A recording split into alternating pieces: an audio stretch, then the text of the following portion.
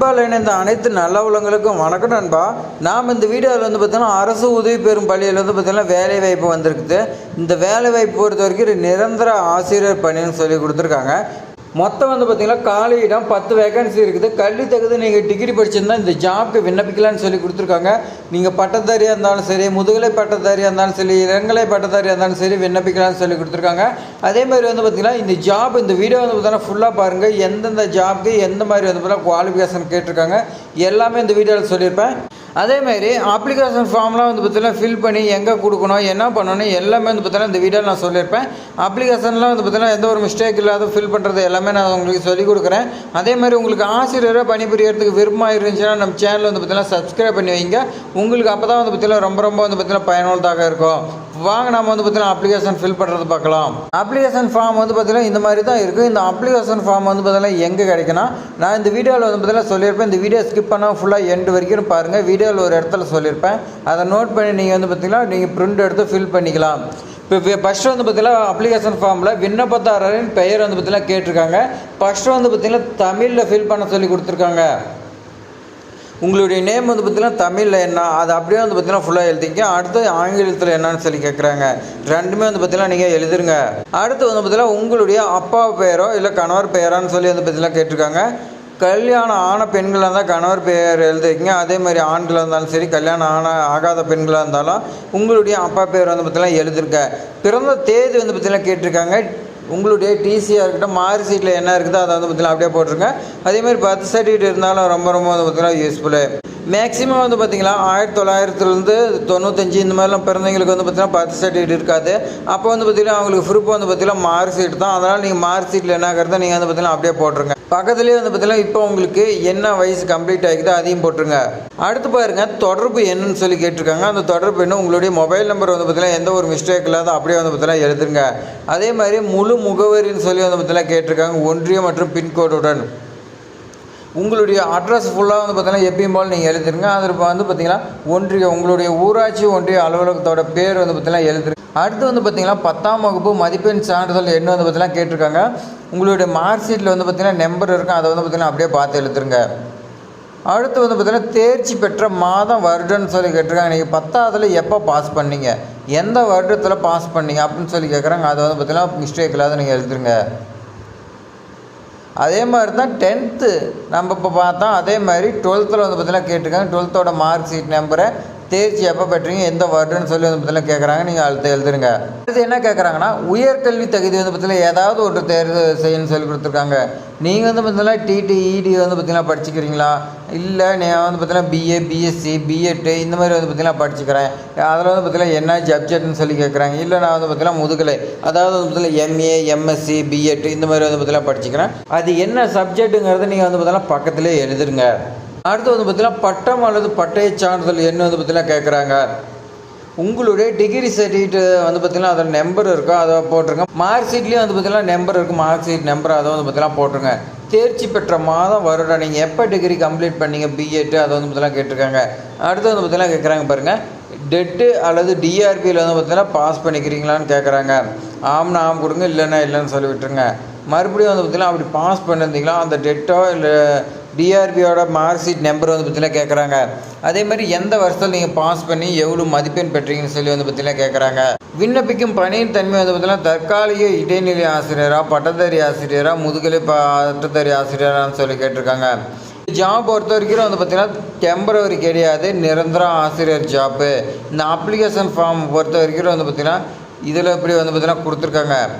அதே மாதிரி ஆசிரியர் பணிக்கு வரும் பள்ளியின் பெயர் மற்றும் ஊர்னு சொல்லி வந்து பார்த்திங்கன்னா கேட்டிருக்காங்க. இதுக்கு வந்து பார்த்திங்கன்னா நம்ம எந்த ஸ்கூல் சொல்கிறோமோ அந்த ஸ்கூல் எழுதுருங்க. ஒன்றியம் அந்த ஸ்கூல் எந்த ஒன்றியத்தில் இருக்குதோ அது வந்து பார்த்திங்கன்னா எழுதுருங்க. மாவட்டம் பெயர் கேட்டிருக்காங்க, மாவட்டம் பெயர் எழுதுருங்க. அடுத்து வந்து பார்த்திங்கன்னா மேற்கண்ட விவரங்கள் அனைத்தும் உண்மையான உறுதி கூறுகிறேன்.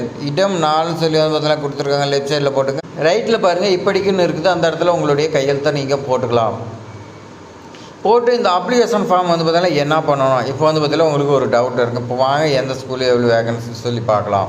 வி ஆர் ஓப்பனிங் ஃபார்ன்னு சொல்லி வந்து பார்த்தீங்கன்னா கொடுத்துருக்காங்க. என்னென்ன சப்ஜெக்ட்டுக்குன்னா இங்கிலீஷ் கேட்டிருக்காங்க, அதே மாதிரி மேத்தமெட்டிக்ஸ் கேட்டிருக்காங்க, ஃபிசிக்ஸு, கெமிஸ்ட்ரி, பயாலஜி 5 சப்ஜெக்ட் கேட்டிருக்காங்க. அடுத்து வந்து பார்த்திங்கன்னா சோசியல் சயின்ஸு, அதே மாதிரி computer science, commerce, accountants, economics இந்த பக்கமாக 5 வேகன்சி, மொத்தம் வந்து பார்த்திங்கன்னா 10 வேகன்சி சொல்லி கேட்டிருக்காங்க. நல்லா நோட் பண்ணிங்க.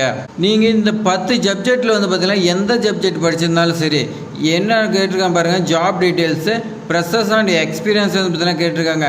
நீங்கள் இப்போ தான் படித்து முடிச்சுட்டு வரீங்களா வந்து பார்த்தீங்கன்னா உங்களுக்கு கேட்டிருக்காங்க. உங்களுக்கு வந்து பார்த்தீங்கன்னா ஸ்டார்டிங்கில் 18,000 சம்பளம் இருக்குன்னு சொல்லி கொடுத்துருக்காங்க.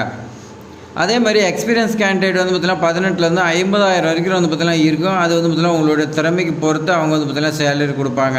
அதே மாதிரி வந்து பார்த்தீங்கன்னா என்ன கேட்டிருக்காங்கன்னா எஃபெக்டிவ் கம்யூனிகேஷன், மாணவர்களுக்கு வந்து பார்த்தீங்கன்னா நல்லா சொல்லிக் கொடுக்குறதுக்கு கம்யூனிகேஷனும், அதே மாதிரி வந்து பார்த்தீங்கன்னா சப்ஜெக்ட் மேண்டரி ரெக்வயர்னு சொல்லி வந்து பார்த்தீங்கன்னா கேட்டிருக்காங்க. வந்து பார்த்திங்கன்னா 10 சப்ஜெக்ட் பார்த்துருப்பீங்க. அந்த 10 சப்ஜெக்ட்டுக்கு வந்து பார்த்திங்கன்னா என்ன எஜுகேஷன் குவாலிஃபிகேஷன்னா, நீங்கள் பட்டதாரி படிச்சிருக்கணும். அது வந்து பார்த்திங்கன்னா இளங்கலையாக இருக்கலாம், அல்லது வந்து பார்த்திங்கன்னா முதுகலையாக இருக்கலாம். நீங்கள் ரெண்டுலேயும் வந்து பார்த்திங்கன்னா ஏதாவது ஒன்று வந்து பார்த்திங்கன்னா பட்டதாரி படிச்சிருக்கணும். ப்ளஸ் அதோடு வந்து பார்த்திங்கன்னா பிஎட்டு கம்பல்சரி படிச்சிருக்குன்னு சொல்லி கொடுத்துருக்காங்க. எந்த ஒரு இந்த டெட் எக்ஸாமு இந்த மாதிரிலாம் எதுவுமே நீங்கள் பாஸ் பண்ணலாம் ஓகேன்னு சொல்லி கொடுத்துருக்காங்க. அடுத்த மேலே கொடுத்துருக்காருங்க பாருங்கள். இப்போ தான் நீங்கள் முடிச்சு வரீங்க. ப்ரெஷர்ஸ் அண்ட் எக்ஸ்பீரியன்ஸ் 2 கேண்டிடேட்டுமே எடுக்கிறாங்க. உங்களுக்கு ப்ரெஷர் இருந்தால் அதுக்கு தகுந்த மாதிரி ஒரு சேலரி, எக்ஸ்பீரியன்ஸ் இருந்தால் அதுக்கு தகுந்த மாதிரி ஒரு சேலரி இருக்குன்னு சொல்லி கொடுத்துருக்காங்க. இந்த சேலரி பொறுத்த வரைக்கும் வந்து பார்த்தீங்கன்னா இதுதான் வந்து பார்த்தீங்கன்னா உறுதியாக சொல்ல முடியாது. நீங்கள் வந்து பார்த்தீங்கன்னா இன்டர்வியூ நீங்கள் உங்களுக்கு போஸ்டிங் போடுறப்ப தான் வந்து பார்த்தீங்கன்னா உறுதியாக சேலரி தெரியும்னு சொல்லி கொடுத்துருக்காங்க. இந்த ஜாப் பொறுத்த வரைக்கும் எப்படி அப்ளை பண்ணணும் இந்த டவுட் வந்து பார்த்தீங்கன்னா உங்களுக்கு இருக்கும். அதை அப்ளை பண்ணுறதுக்கு வந்து பார்த்தீங்கன்னா ரெஸ்யூம் வந்து பார்த்தீங்கன்னா கேட்டிருக்காங்க. ரெஸ்யூம் வந்து 9677556005 இந்த நம்பருக்கு வந்து பார்த்தீங்கன்னா உங்களுடைய ரெஸ்யூமை நீங்கள் சென்ட் பண்ணலாம். உங்ககிட்ட ரெஸ்யூம் இல்லைன்னா நாம் வந்து பார்த்தீங்கன்னா இதுக்கு முன்னாடி அப்ளிகேஷன் ஃபார்ம் பார்த்தோம். அந்த அப்ளிகேஷன் ஃபார்ம் வந்து பார்த்தீங்கன்னா நீங்கள் அது மாதிரி நீங்கள் ஃபில் பண்ணி நீங்கள் வந்து பார்த்தீங்கன்னா அதை ஸ்கேன் பண்ணி நீங்கள் வாட்ஸ்அப்பில் வந்து பார்த்தீங்கன்னா சென்ட் பண்ணலாம். கீழே வந்து பார்த்தீங்கன்னா மெயில் ஐடி கொடுத்துருக்காங்க. அந்த மெயில் ஐடி வந்து பார்த்தீங்கன்னா hr.india@plusmax.com சொல்லி வந்து பார்த்தீங்கன்னா கொடுத்துருக்காங்க. இந்த மெயில் ஐடிக்கு நீங்கள் வந்து பார்த்தீங்கன்னா சென்ட் பண்ணலாம். அதேமாதிரி யாருன்னா அவங்க வந்து பார்த்தீங்கன்னா மிஸ்டர் ரேகா வந்து பார்த்தீங்கன்னா சொல்லி கொடுத்துருக்காங்க. அவங்க ஹெச்ஆர் எக்ஸிக்யூட்டிவ். அவங்களுக்கு இந்த நம்பருக்கு வந்து பார்த்தீங்கன்னா கால் பண்ணி உங்களுக்கு இன்னும் ஏதாவது டவுட்னா நீங்கள் வந்து பார்த்தீங்கன்னா தெரிஞ்சுக்கலாம். அப்படி இல்லை நான் வந்து பார்த்தீங்கன்னா எல்லாமே ரெஸ்யூம் இதுக்கு முன்னாடி நான் வச்சுருக்கேன் அப்படின்னா நீங்கள் உடனே வந்து பார்த்தீங்கன்னா அவங்களுக்கு சென்ட் பண்ணுங்கள். மெயிலுக்கும் சென்ட் பண்ணுங்கள், வாட்ஸ்அப்புக்கு சென்ட் பண்ணுங்கள்.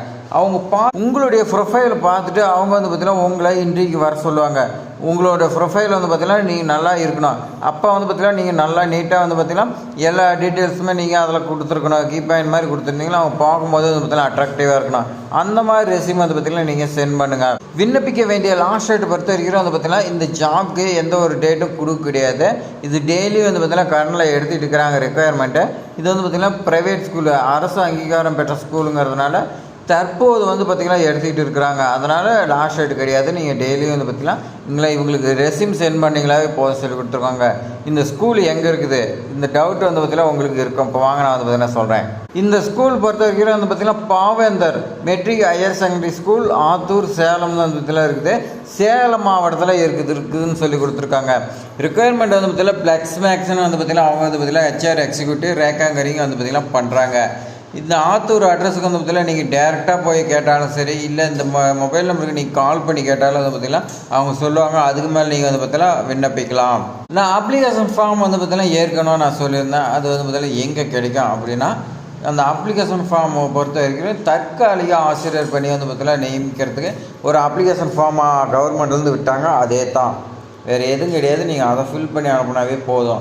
இது மாதிரி பயனுள்ள தகவலாம் வந்து பார்த்திங்கன்னா நம்ம சேனலில் வந்து பார்த்திங்கன்னா தொடர்ந்து நீங்கள் வந்து பார்த்திங்கன்னா பார்க்கணுன்னா சப்ஸ்கிரைப் பண்ணுவீங்க. அப்போ தான் உங்களுக்கு வந்து பார்த்திங்கன்னா நோட்டிஃபிகேஷன் வரும், நீங்கள் மிஸ் பண்ணாமல் பார்ப்பீங்க. இந்த வீடியோ உங்களுக்கு பயனுள்ளதாக இருக்குதுன்னு நினைக்கிறேன். அதனால் நீங்கள் வந்து பார்த்திங்கன்னா ஒரே ஒரு லைக் பண்ணி போங்க. ஏன்னா இந்த நீங்கள் பண்ணக்கூடிய ஒவ்வொரு லைக் வந்து பார்த்திங்கன்னா அடுத்தடுத்து என்ன வந்து பார்த்திங்கன்னா மோட்டிவேட்டாக இருக்கும். ஏதாவது டவுட்னா கமெண்ட் பண்ணுங்கள், உங்கள் ஃப்ரெண்ட்ஸுக்கு ஷேர் பண்ணுங்கள், மறக்காமல் சப்ஸ்கிரைப் பண்ணுங்கள். தேங்க்ஸ் ஃபார் வாட்சிங்.